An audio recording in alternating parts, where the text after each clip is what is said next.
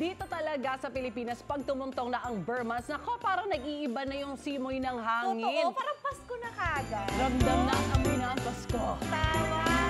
At ramdam ko na rin yung gutom. Dahil sabi nga natin, lemon season. Pero, Oh, yes. At ito, nakakatakam naman kasi talaga yung lechon sa harapan natin na nabawasan na namin. Yun nga sasabi ko, buo pa kaya ang lechon na yan? Nako, yan ang dapat Hindi niyong alam. alamin. Samantala, isa rin yan sa patok na patok tuwing ganitong season. At saan ba best bumili niya? Nung Tito Joe, parang gusto rin malaman, ha? Siyempre sa Lechon Capital, kaya punta tayo ngayon sa La Loma. Alright. Kaloy, may partner ka ba sa pagiging lechonero mo dyan? Enjoy na enjoy, oh. Okay, eto partner, hindi biro ang pagiging lechonero. At ito, tinubuhan ako ng sungay kung gusto mo malaman kung kamusta, eto na. Magandang umaga sa inyo sa studio. It's officially Burmans, tama kayo. At isa lang ibig sabihin yan.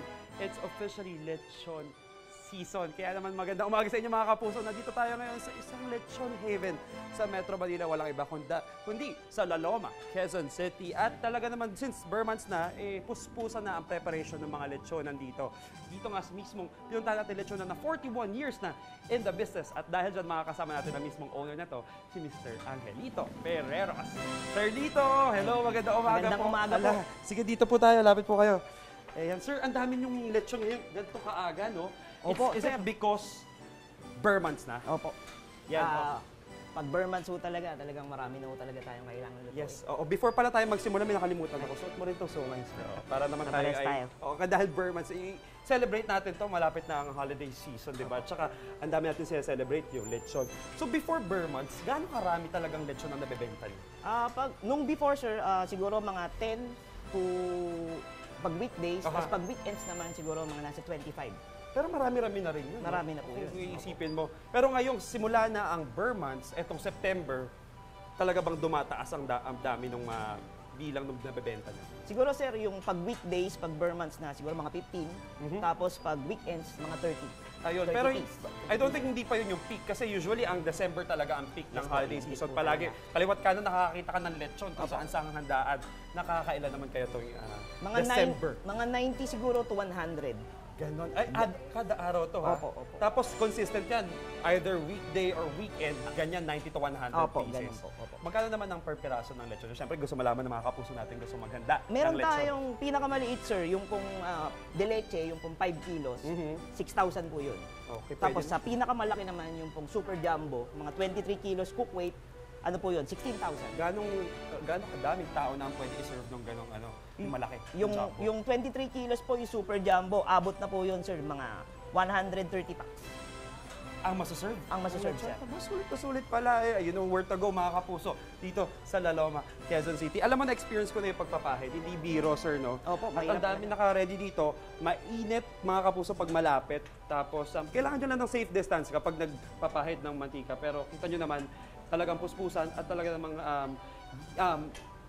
hours of Opo. cooking para ma-achieve natin yung crispy at malinamnam na lechon. Ito naman, syempre, Sir Lito, hindi ko palalagpasin na ma-experience yung pagcha-chop. Meron tayong naka-ready dito sa mismong harap natin na lechon na we've been cooking for hours now. At ito, sisimulan na natin i-chop. Mukhang crispy siya. Malutong naman, Sir, malutong. ito. So, kukunin ko lang itong pantadhan.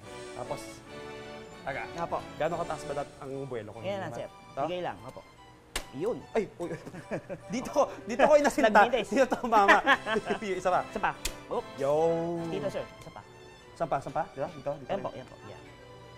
Oop. Yun. Tulog na tulog yung balat na kinukit. So ngayon, syempre, na-try ko na mapahid ng mantika, mag-chop, magtaga ng lechon. Ititikman natin, syempre mga kapuso. Iingitin ko na kayo.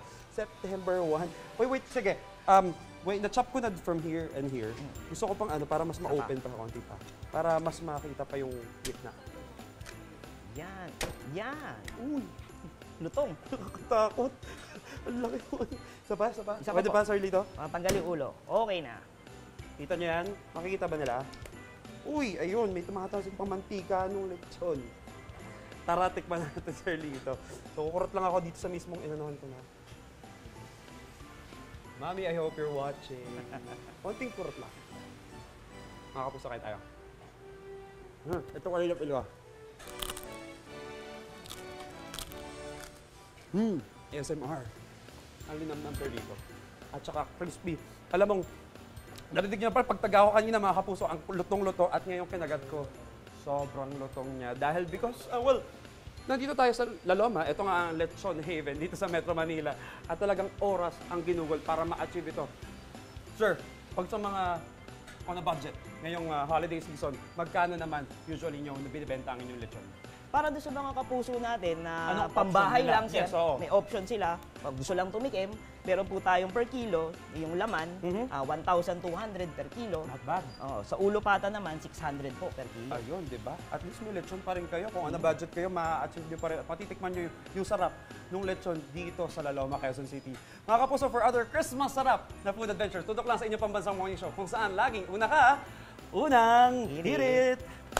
Tara, tagapait, tagiin pa natin to. Dito sa gitna. Opo, Sagad ko na to. sagad mo na rin yan.